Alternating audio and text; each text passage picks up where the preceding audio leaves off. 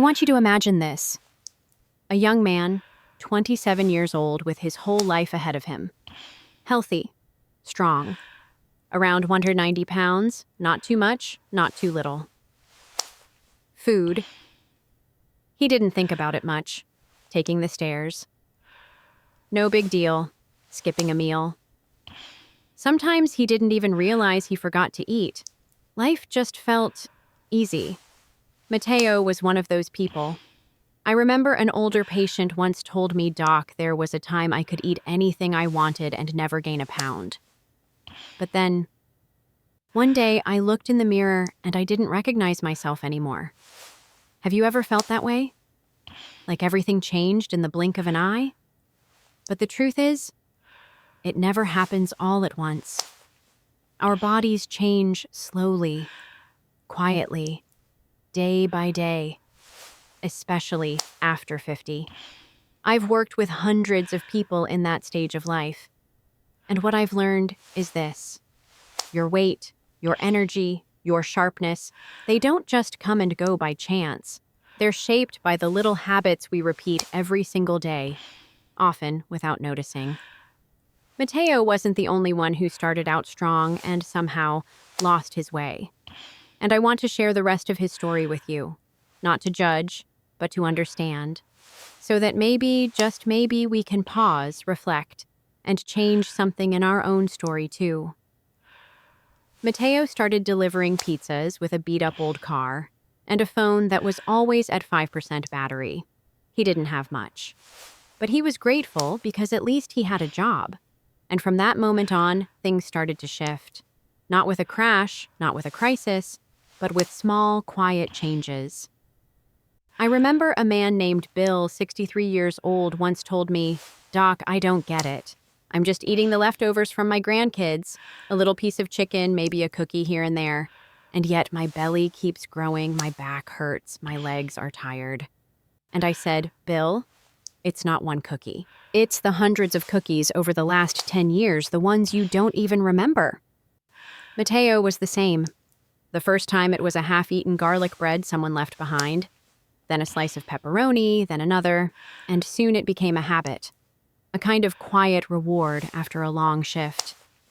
He didn't think anything of it, and to be honest, most people wouldn't, because it comes on so slowly, so gently. No alarm bells, no loud warnings. Let me ask you something. Have you ever eaten something not because you were hungry, but simply because it was there? That's how so many of us begin a different kind of relationship with food. Not to nourish, but to fill something else. A tired heart, a long day, or maybe just to feel like we're still in control of something. And here's the truth that happens at any age. But once you're over 50, the body doesn't bounce back the way it used to. Muscle fades, metabolism slows down, and one poorly timed meal, it can throw you off not just for a few hours, but for days, sometimes even years. Mateo started gaining weight. At first, it was just a few pounds, then a few more, 205, then 215. His clothes began to feel tight around the waist. His shirts didn't sit right anymore, but he shrugged it off. Just part of the job, he told himself. And I can't tell you how many times I've heard that exact phrase. It's the job. It's just stress. It's temporary. And then the months roll by. 6 months, a year, 2 years. And one day you look down, and the number on the scale is far more than you ever imagined. Mateo wasn't alone in this. His manager, Oliver, he changed too. The two of them never talked about weight.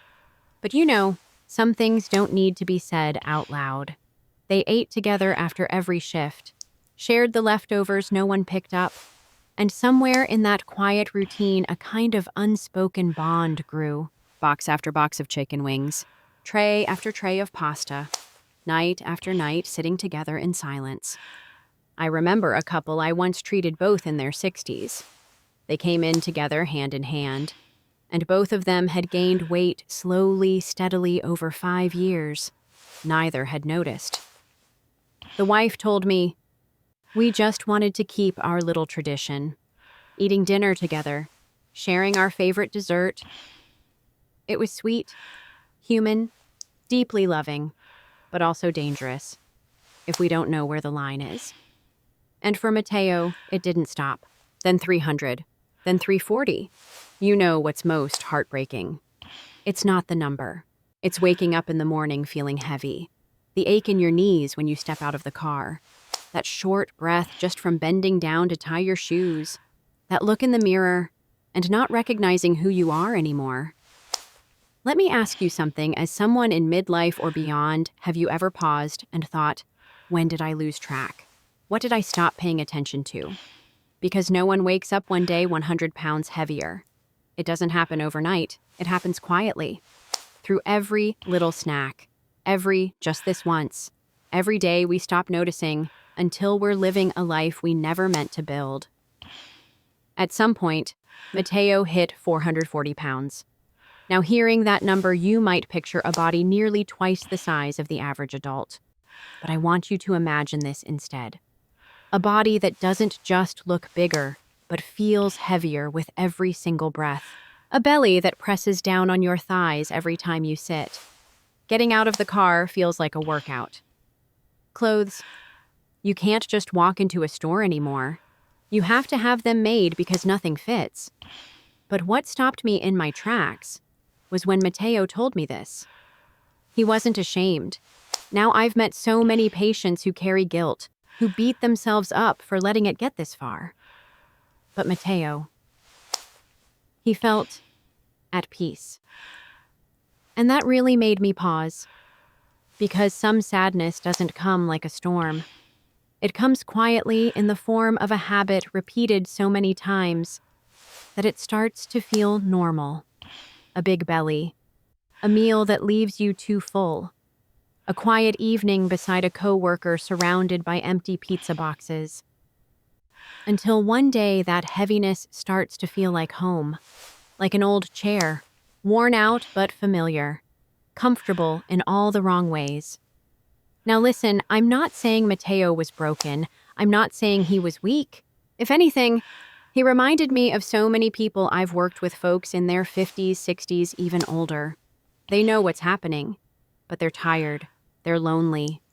They've been carrying so much that they just don't have the strength to fight one more slice of pizza. And by the time they realize it, they don't feel like themselves anymore. Not just in their body, but in their spirit. In the way they walk. In the way they look in the mirror. So, let me ask you something. Are you truly at peace? Or are you just numb? You know what's strange? Even at 440 pounds with his belly covering his knees with every step a struggle, Mateo would still sit there after each shift next to Oliver. No complaints, no conversation, no attempt to change anything. Just sitting. Two men, two round bodies, surrounded by empty pizza boxes, in a room so quiet you could hear them breathing. And in that silence, I think there was something deeply human acceptance. Not joyful acceptance, but the kind that comes when you're too tired to fight. A weary surrender. Let me ask you something. Have you ever felt that way? Where you know something's wrong, but it just feels easier to let it be, to nod along with life, even when deep down you don't really agree with where it's going. I'm not telling Mateo's story to shame him. I'm sharing it to remind you. Sometimes the most dangerous thing isn't the food itself. It's how easily we get used to giving up on ourselves. As a doctor, I've seen people turn things around late, but I've never seen it be too late.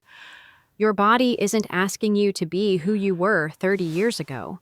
It just wants you to start talking to it again, to listen, to make a choice, even a small one, each day. One of my 72-year-old patients once told me, "Doc, I don't need to live longer than anyone else. I just want to live long enough to look in the mirror and smile." Mateo hasn't gotten there yet, but you still can. You can choose again. Tomorrow morning, at your next meal. The moment you stand up from this video. Because sometimes just one small step can change the direction of an entire life. At 440 pounds, Mateo's body had changed completely. He had to wear custom-made clothes, nothing off the rack fit him anymore. Every step became heavy, slow, like just standing up, drained all the energy from his morning. Just to get out of the car, he had to catch his breath, twist his body carefully, and brace himself on whatever was nearby just to keep his balance. I asked him once, Mateo, "Do you still feel like yourself?" He was quiet for a long time. Then he said softly, "It feels like I'm living in a borrowed body. It's not really me anymore." That answer stayed with me. Because when your weight climbs that high, it's not just your appearance that changes. The way you breathe changes. The way you think about yourself changes too. I've seen many people like Mateo. They haven't just lost their shape. They've lost their confidence, their sense of control, and sometimes even their smallest dreams.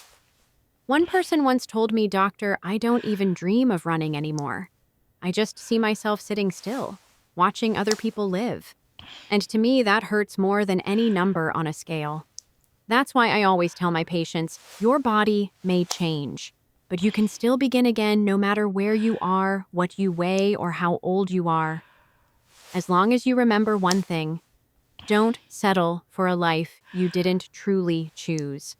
Even though his body had changed drastically, Mateo didn't feel ashamed. He didn't avoid people's eyes. He didn't complain. He didn't blame anyone. Instead, Mateo found a strange sense of calm in his current rhythm of life. Every evening, he'd sit in his usual spot after work, sharing leftovers with Oliver, sometimes trading small jokes, sometimes saying nothing at all. For a while, I thought maybe Mateo no longer wished to go back to how he was. And I understand that. Because when someone has lived long enough in a new version of themselves, even if that version is tired, heavy, or quiet, sometimes they forget what it felt like to be who they used to be. Stability, even when it's far from ideal, can feel like shelter. Like an old room, dark maybe, but familiar. At least you know where everything is. No failure to face, no effort to make, no fear of falling again. I once had a 68-year-old woman tell me, "This doctor, I'm just tired. Not because I'm overweight, because I don't believe I can be any different." And I held her hand and gently said, "No one's asking you to go back to your 30-year-old self. But I do hope you'll give your body a chance not to go back, but to move forward." I think of Mateo the same way. He doesn't need to be the 27-year-old version of himself again. He just needs to believe there's a different version ahead, lighter, stronger, more alive. And sometimes all it takes is one right conversation at the right moment to spark a little light in someone who's been living too long in the dark. Mateo's relationship with food is no longer just about nutrition. It's become something deeper, more personal, more emotional. Every slice of pizza isn't just calories, it's comfort after a long day. Each leftover chicken wing isn't just food, it's a way to stay connected to Oliver. To those quiet moments they share after work, sitting side by side without needing to say much. For Mateo, eating isn't just an action.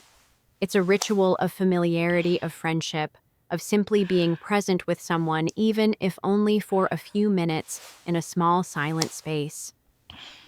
I once had a 74-year-old patient who told me, "Doctor, I know I shouldn't eat cake every night, but that's the only time in the day I feel loved." And when I heard that, I couldn't respond with blame. Because I understood. For many people, especially after long years of loneliness, exhaustion, or emotional hurt, food isn't just something to live on. It becomes something that helps you feel alive. Mateo is the same. Food became a language, a greeting, a hug, a way of saying, "I'm here with you." And when connection feels so rare in this world, a warm slice of pizza can become a symbol of what the heart still longs for. I'm not saying this to justify unhealthy habits, but to remind you. Sometimes what needs healing isn't in the stomach. It's in the heart. And if we truly want to change behavior, we have to start with healing the emotions behind it. Not by cutting off every old habit, but by rewriting the meaning behind each small choice we make. Mateo's weight gain didn't happen in isolation. It moved quietly, steadily, right alongside Oliver. Oliver never told Mateo to eat more. He didn't push, didn't tempt. But in a very human way, his presence and the shared routines between them became a kind of silent permission, an unspoken agreement. Have you ever felt that you're trying to skip dessert, but your friend says, "Come on, just one bite," or your coworker brings in a box of pastries, and even though you're not hungry, you reach for one just because, well, everyone else is? That's how our social environment shapes health behavior, not through force, but through repetition, through that feeling of, it's okay, through the belief that everyone's doing it, so it must be fine. Mateo and Oliver became mirrors for each other, reflecting the same choices, drifting together in a quiet rhythm of high calories, low movement, and no real push to change. And that while not as obviously harmful as peer pressure or toxic habits, can actually be more dangerous. Because it's gentle. Because it's wrapped in friendship. Because it doesn't make anyone feel guilty, at least not right away. But day by day, it leaves behind a quiet, lasting cost. As a doctor, I've seen this dynamic in countless families. Couples gaining weight together from shared routines. Friends going out for late-night eats just to feel connected. Weekend gatherings that become tradition even though everyone ends up tired, bloated, and with rising blood pressure. And if you don't recognize what's happening, you can live in what seems like a peaceful world, but one that slowly pulls you away from health, from self-agency, and from the person you once were. Mateo's weight didn't come overnight. It crept in quietly, slowly, like a leaky faucet. No noise, no alarm. It came with the leftover meals after each shift. A piece of garlic bread, a few slices of still warm pepperoni, an opened box of pasta that no one touched. It came on those late nights when he got home exhausted, too tired to cook, so he just ate whatever was in the fridge, usually something fried, packaged, or sweet. It came from all the times he thought just this once. Just one extra serving. Just one night. Just one busy week. I'll get back on track after. But the after never came. You know how it is. The body doesn't shout when you gain 3 pounds. Your clothes don't scream when they start to tighten. It just quietly accumulates, like water rising around you until suddenly it's at your neck. Mateo didn't see it coming. The changes didn't hit like a siren. They came like a curtain slowly being drawn. His knees began to ache. His lower back couldn't handle long shifts anymore. Bending down to pick something off the floor became a task he kept putting off. But still, he told himself, maybe this is just what getting older feels like. That's how losing control really happens, not from a lack of willpower, but because it happens too slowly, too quietly, until one day you realize you've drifted too far to recognize where you started. Mateo once hoped he'd get back on track someday, but that day never came. At first, he told himself, I'll start again after summer break. Then, let's wait until winter's over, it's too cold to go outside. And later, maybe after the new year when I feel more motivated. And just like that, someday turned into a never-ending string of not today. No time ever felt quite right. No day felt truly ready. Life stayed busy, routines stayed messy, and the excuses were always there, easy to reach for. Mateo didn't lack knowledge. He'd read about healthy eating. He knew the benefits of exercise. He understood blood sugar, cholesterol, the risks of obesity. But knowing doesn't mean doing, because between knowing and doing lies something deeply human, a space filled with emotions, habits, exhaustion, and loneliness. He wasn't rejecting change. He just wasn't able to make it yet. And then one day, Mateo realized he wasn't postponing balance anymore. He had already built an entirely new life so far from his old balance point that going back was no longer a realistic option. There was no return to 185 pounds, no slipping back into that old shirt from when he was 27, no easy run around the block like before. But maybe He didn't need to go back, because change doesn't always mean returning.